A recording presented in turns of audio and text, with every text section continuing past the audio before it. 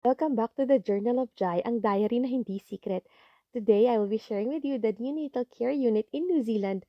Nung kami po ni Lucas ay na-admit for a few days nang siya ay nagkaroon ng meconium aspiration syndrome. As you can see, this is the corner kung saan free ang lahat ng items. May food, may snacks, may personal items din like your liners, your shampoo, or your body lotion kapag kailangan ninyo. Tapos, kung bored naman kayo, they will be offering or pwede help yourself with some coloring materials, yan, adult coloring books, or sa mga kids ninyo, meron din silang mga activities, syempre. Tapos, ito water dispenser if you need one, at ang kanilang educational area, kapag bored kayo, you could always read those stuff. Syempre, wash your hands before coming into the room. Ito yung space ni Lucas nang siya ay nagpapagaling.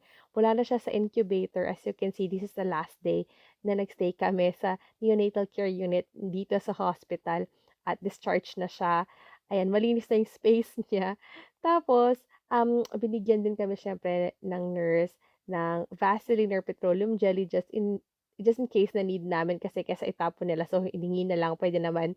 Tapos, yung mga contraptions niya are free to give away din at i-keep natin for keepsakes, di ba? Pag matanda na si Lucas, ipapakita ko sa kanya yan. Yung umbilicus niya or umbilical cord is there. Tapos, yung nipple shield na bigay ng ating consultant or lactation consultant. Ito yung space kung saan ako natutulog. May pillow tayo dyan. Very comfortable. Rocking chair din siya. Tapos yung bag ni Lucas nandyan in case na kailangan din natin ng mga personal items.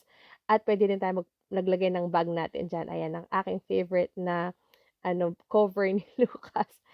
Tapos, ang nakakatuwa kasi, yung mga nappy or mga wipes, libre yan at unlimited use. At you can see, inuwi ko yung mga nandyan kasi pwedeng iuwi yan kapag kayo ay discharged na. Tapos, meron din sila mga Bluey kapag i-change natin si Lucas and your baby para syempre safe ang cot and the clothes itself in case na madumihan or tumae. The muslin wraps are unlimited din so you could always request or refill kapag naubusan ng muslin cloth. Tapos, dito naman tayo sa parent room kung saan ako po ay nagstay for few nights since si Lucas nga ay nasa neonatal care. Ayan, kung makikita nyo, may bed, may chair, at and suite. Ito yung board nila, information board para sa mga parents na pwede nyo basahin para may idea kayo kung ano yung mga expectations or kung ano yung makakatulong sa inyo kapag magpapalaki ng baby.